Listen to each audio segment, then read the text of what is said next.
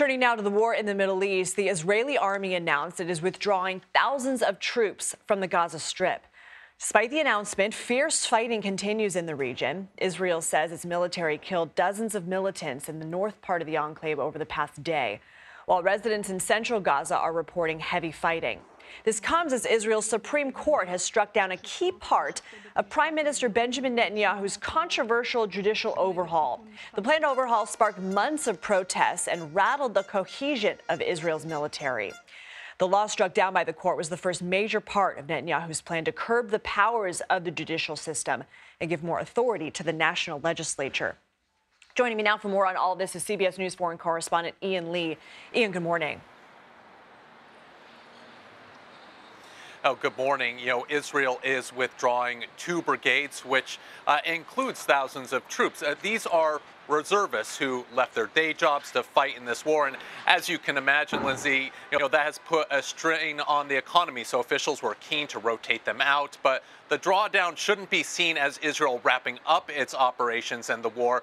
The IDF continues to expand their offensive into Gaza. Over the weekend, Israeli officials, including the Prime Minister, predicted the war could last months or even longer, possibly to the end of 2024. And this comes as the death toll approaches 22,000, that according to the Hamas-run Ministry of Health. The people of Gaza, they're still in desperate need of food, water, and crucially, medication. The UN is reporting widespread outbreaks of disease, including respiratory infections, meningitis, and diarrhea. I appreciate that update from the ground. I also want to ask you about this latest from the Supreme Court striking down part of that judicial reform. How big of a blow is this to Prime Minister Netanyahu? Yeah, yesterday's ruling was a tight decision. The judges decided 8-7 in favor of striking down the law. But this is a huge blow to the prime minister and his right-wing government.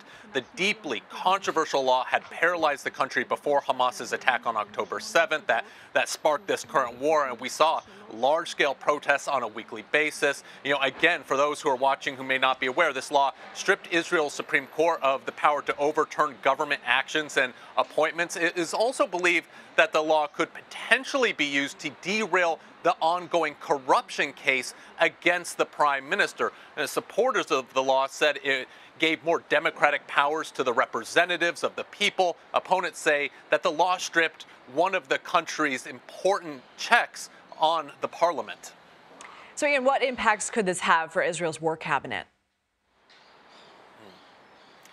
Yeah, so this war cabinet came together as a coalition. You had members of the prime minister's government, also the opposition, really to prosecute this war, to show a united front. And so you did have members of this war cabinet who were against the law. Benny Gantz had been a vocal opponent, saying that now that the country must respect this verdict. While you do have members of the government, the extreme right-wing politician Ben-Gvir, who pushed for the law, he called the ruling a dangerous and anti-democratic event that harms Israel's war efforts. It's likely that we haven't heard the end of this law, and there is some questions now, with the government passing this law to kind of curb the powers of the Supreme Court.